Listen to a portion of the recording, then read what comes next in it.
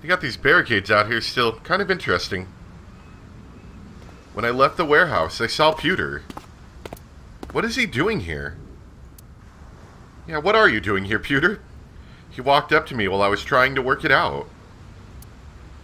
Date, I have to talk to you about something. Is your talking involve a stun gun as well? Huh? About the original Cyclops serial killings. Why this all of a sudden? Because I want you to solve this case, Mr. Date. I want you to find who did this and bring them to justice. So, if I can help you, even a little... Why didn't you say anything at Abyss? The boss was there. I couldn't speak openly in front of her. So, I decided to meet you here. All right. Let's hear it. Earlier, I told you that I was completely certain the original Cyclops killer couldn't have committed these crimes. I am absolutely certain the original Cyclops killer could not have committed these crimes. Yes, that's correct. That's right. That's exactly what you said. Thank you, Iva. Let me explain why. I'll start by telling you the identity of the Cyclops killer. Although, it's more accurate to say, killers. More than one? In the first series of killings, the culprit had an accomplice. One of them was born a murderous psychopath. The other is Rohan Kumakura, the previous chairman of the Kumakuras. Interesting. Okay, so that guy's coming back. And he did commit suicide after going kind of crazy in the head. They each had a role to play. Assumedly. The murderer committed the homicide, and Rohan removed the eyeball.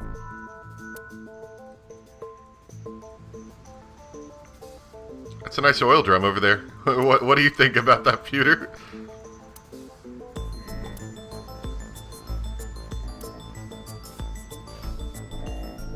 You like this warehouse? That's pretty cool, right?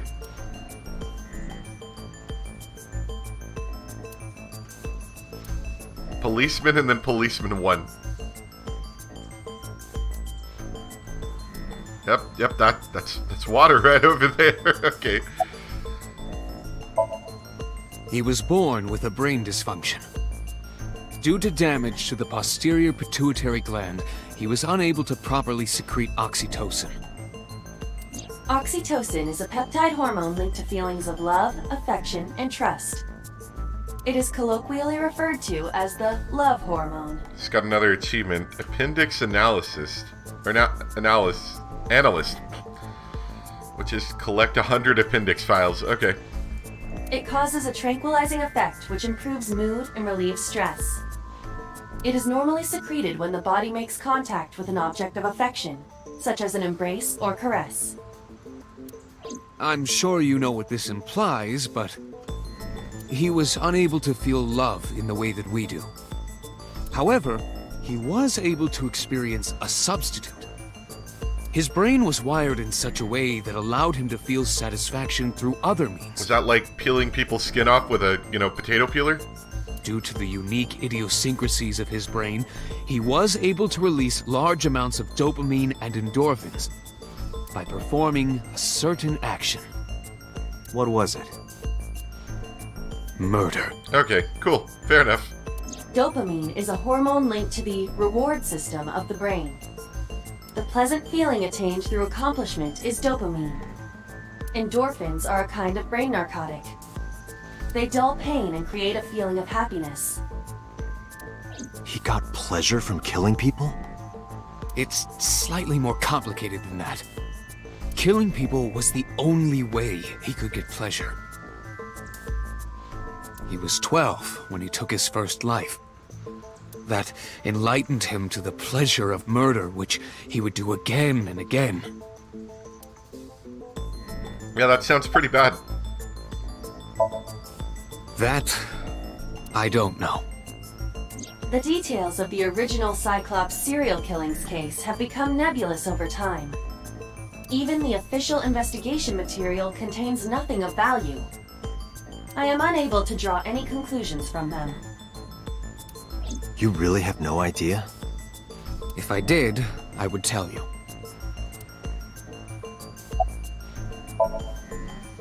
"18 years ago, Rohan took a woman's eye.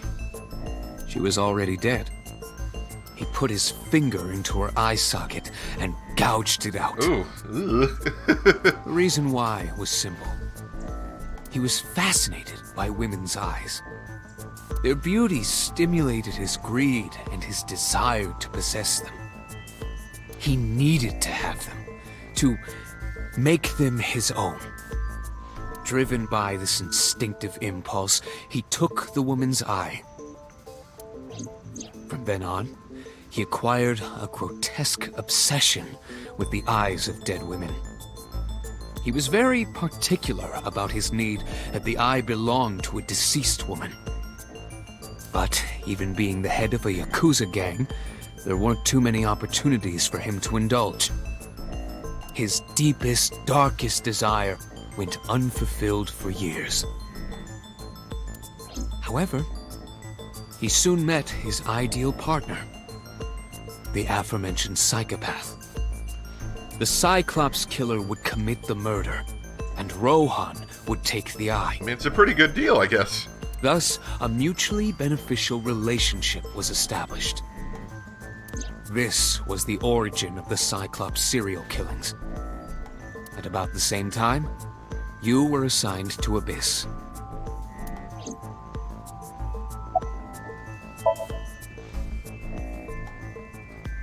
The original Cyclops killer had an accomplice, There were 2 Cyclops killers. and one of them was the former chairman of the Kumakuras, Rohan Kumakura.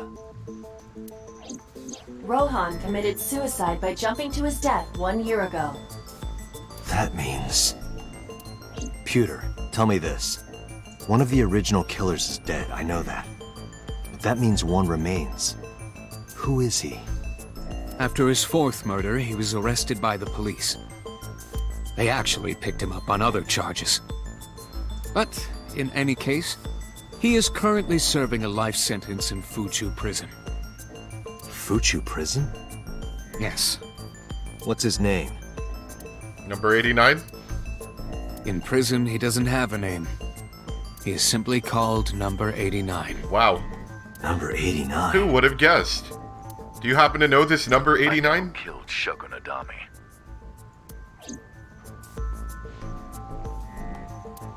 It was me. So, now you know why I said that. That the original Cyclops killer couldn't have committed these crimes. Because one is dead and the other is behind bars. Neither of them had the opportunity. Alright, Pewter, we're just gonna leave you here. Good luck. Oh yeah, sorry, your kid's dead, in case you didn't know. Did you watch the live stream? Because that was probably pretty bad. I'm sure you're familiar with live streams. When I visited the Sagan household, I found Atomi with a hollow look in her eyes. She let me in and asked me to sit on the sofa. I agreed and sat down. But after that, I couldn't say a single word. The heavy silence weighed on both of us. I'm gonna look at your pictures again. Yep, that's a drawing right there. I'm sure you don't really want to talk about these things much. We're not gonna make dumb jokes about, you know, counters and such. Yeah, I don't think it's worth it. They're just not gonna say anything.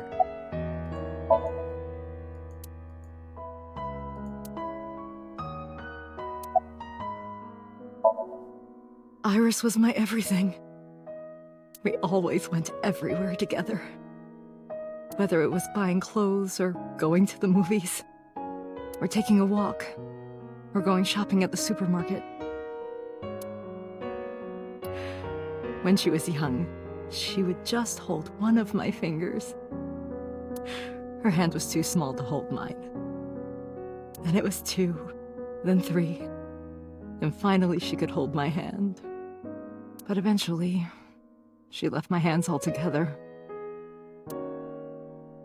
She started crossing her arms, being independent, even though she needed constant attention growing up.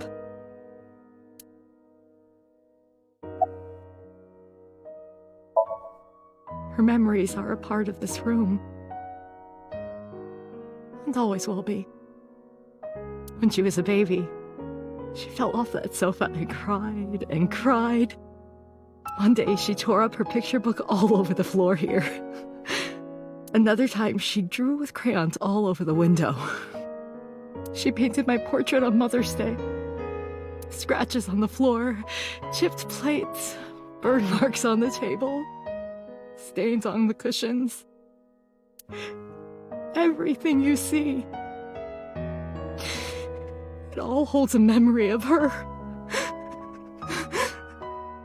But why? I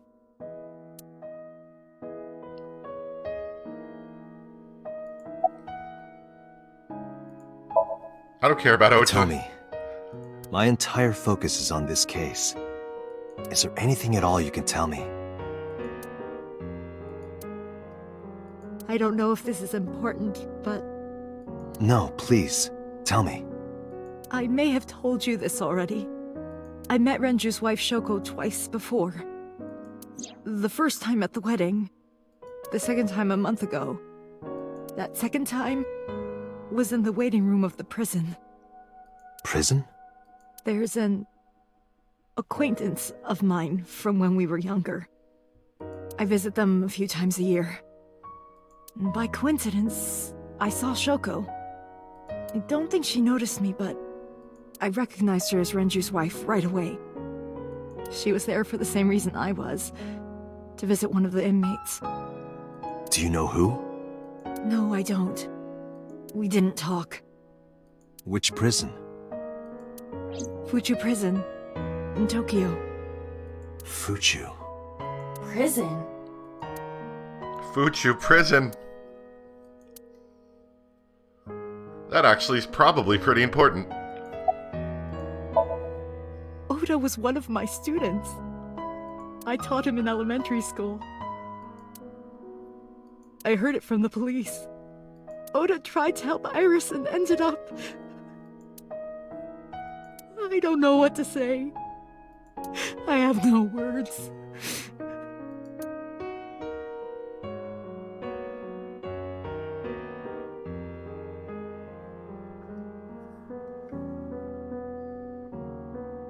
I'm sorry to have bothered you. I'll be going now.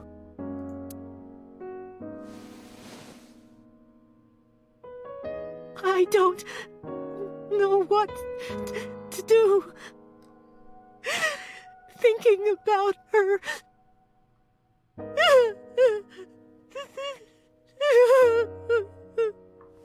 Dante, please, you have to catch them. Please. Please. I will. Trust me.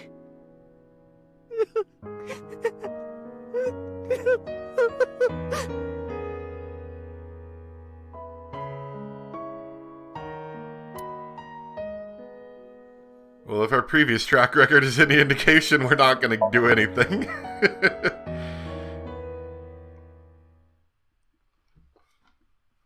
Sorry, lady, your kid's pretty dead right now. Are you okay, honey? Huh? About last night. Well, at 3 in the morning, anyway. You know about it? It's on every channel. You have the face of a ghost. Do you want a glass? I don't need a drink. I need information. Do you have anything? Well, let's see. I do have... I suppose you could call it intuition. Tell me. I feel like at this point in the story, everything's kind of too tragic and we're not going to get any more stupid, funny dialogue. Yeah. There's too many dead people and not really enough friends to joke about it with, you know? Mizuki's really the last person that I could possibly do that with. Alright.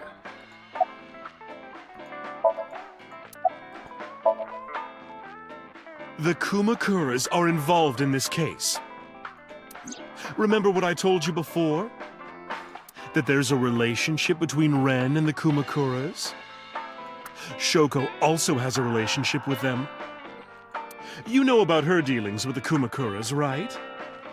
So basically, 2 of the victims are linked to the Kumakuras. That must mean they're involved somehow, right? Not 2, 3. 3? Iris? No, not that one. The boy. He came here last night? Ota? Yes, from Matsushita Diner. He's linked to the Kumakuras as well. What? Really? Have you heard the rumor? Mama told me a similar story to Aiba's. About So Sejima in the Kabasaki district.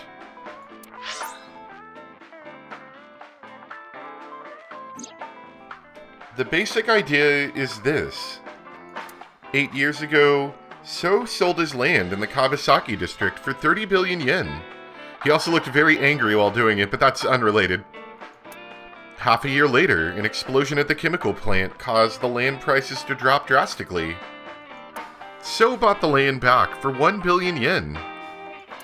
Almost like he knew beforehand that the accident would happen. Did So blow it up?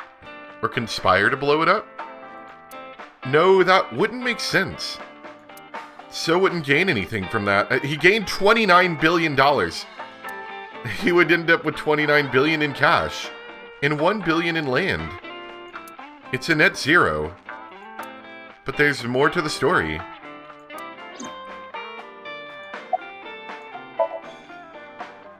The Kumakuras own a handful of real estate companies. They of course look legit, but they're Yakuza fronts. I'll call those real estate companies the KE to keep it simple for you. The KE followed in So's footsteps. They bought up land in Kabasaki.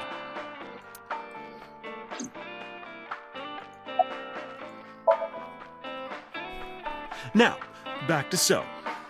Have you heard of the plans for the casino in Kabasaki? So was the one who came up with it. I was born and raised in Kabasaki. I remember the landscape of my childhood, and I loved it dearly. But look at Kabasaki now. When I see images of the destruction on television, my heart aches like it's being chopped to pieces. But I promise you, I will revive the Kabasaki district at any cost. Casino Town Kabasaki will give new life to the city. After that, So moved fast. He submitted the bills he needed to the National Assembly after drumming up support in the right places. The bills passed, and it became an official government initiative. Decontamination efforts therefore increased at a rapid pace in the Kabasaki district. At the moment, the area is still considered off-limits.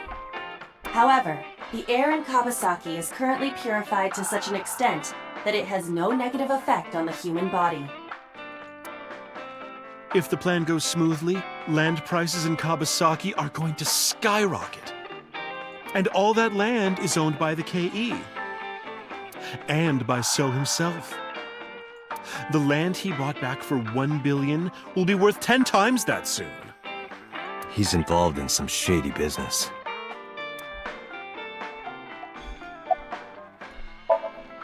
This is just another rumor, but the chemical plant exploding was no accident.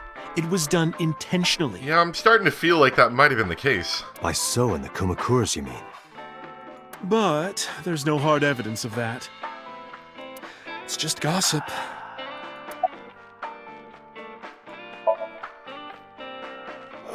What were we talking about again? Ota and the Kumakuras. Oh, right. You know how Matsushita Diner is close to the Kabasaki district? I didn't, but I The guess I chemical do plant now. explosion made times hard. Foot traffic went down, sales declined. No wonder it closed down. Ota must hold a grudge. Someone caused that explosion. And if it was intentional, oh, he'd hate them even more. That's how I link Ota to the Kumakuras.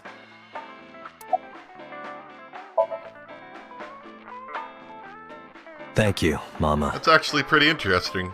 I don't know if what you told me will lead to anything, but Oh, sorry. I didn't mean to waste your time. no, it was very helpful. I'm glad I can help, even if it's just a little. Well then, be seeing you. Come back anytime.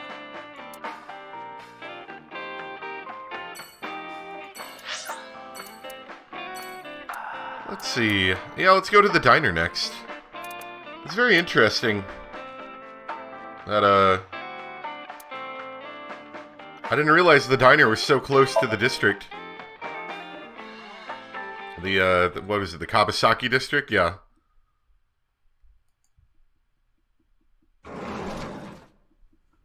The place was silent.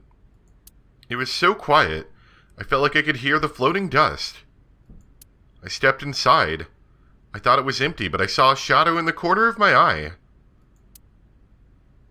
It was Mayumi. It was like watching a decaying old tree cling pathetically to the earth. You want to talk about this? Yeah, we're not going to get anything out of anything here, I think. Sorry to interrupt your grieving.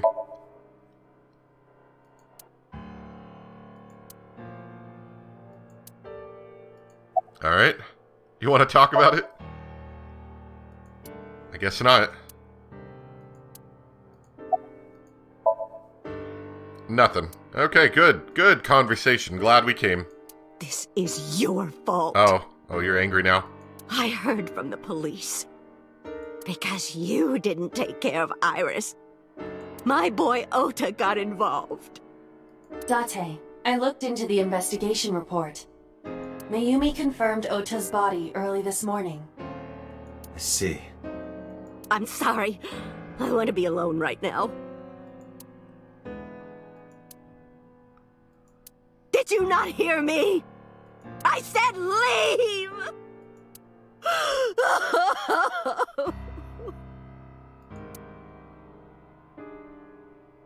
Date, let's go.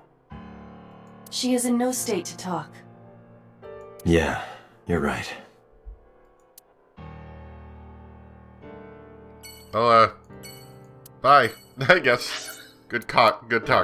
Let's go to our residence.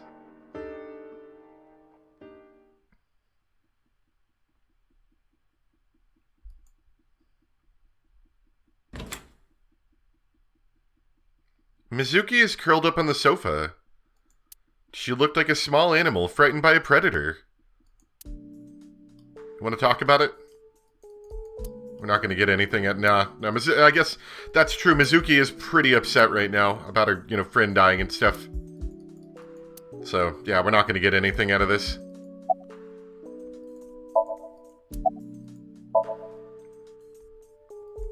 Nothing out of you either?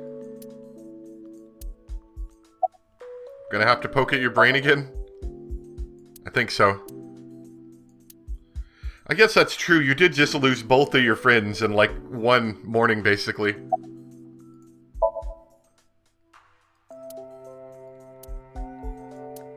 Mizuki must know about Iris and Ota. Of course.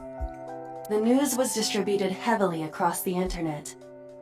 Not just in Japan, but worldwide. 3 days ago, Mizuki discovered her mother's body. 2 days ago, her father's. This morning, 2 of her best friends. It is completely understandable that she is at her mental limit. Can I be left alone for a while? Are you okay?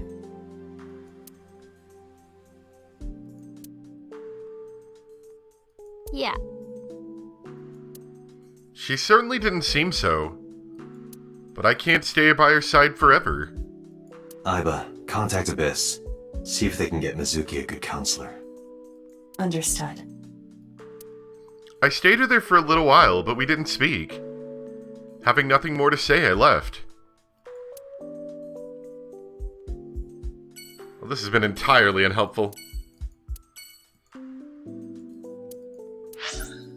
Back to headquarters.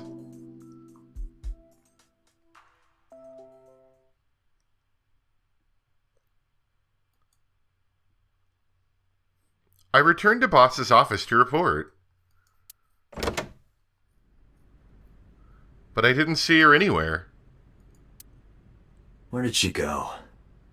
Well, she isn't always here, correct? True. I sat down in my usual seat and decided to wait for Boss.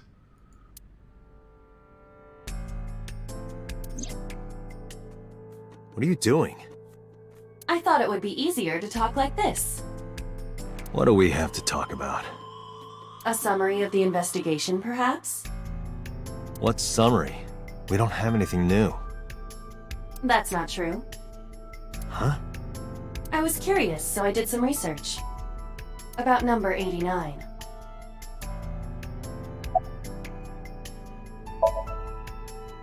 Unknown.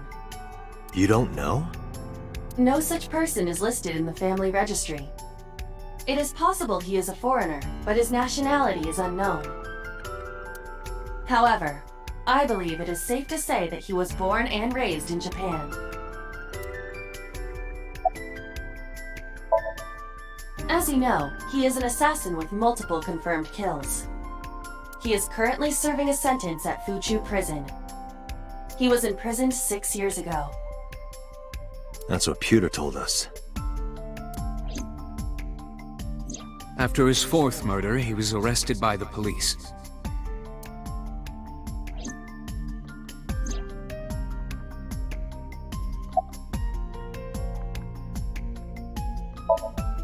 Pewter claims that there were two culprits behind the original serial killings.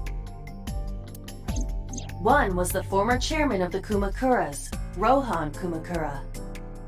But Rohan committed suicide last year. That leaves one culprit still alive, number 89. But number 89 couldn't possibly have committed these crimes. He was in jail when each of the murders occurred. Correct. However, I do not believe it is accurate to claim that he had nothing to do with the incident. I know who killed Shogun Adami. If he was telling the truth, his involvement is possible. Sure. Unknown. I cannot determine if they have any connection. Do you have any information for us? Approximately 1 month ago, Hitomi Sagan witnessed Shoko in Fuchu Prison's waiting room. I am unable to say for certain that the person she was there to visit was number 89. After all, Fuchu Prison houses 2,000 inmates. I mean, we can't look at any kind of records and say, like, okay, who did Shogun Adami visit at the prison today? It's prisoner number 89. But number 89 knew Shoko's name. I know who killed Shogun Adami. Yes, you do. That must mean that he knew her somehow. It is possible.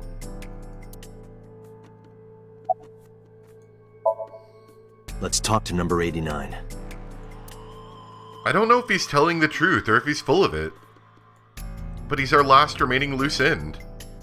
All right. However, we need not go to him. We can bring him to us. No, that sounds like an awful idea. Why don't we not do that? If we plan on syncing with him, it would be more efficient. Can you arrange that? I can. After cutting through some red tape, number 89 was to be brought to HQ. He took considerable time to arrive, But for some reason, boss never showed up. For some reason. That sounds suspicious.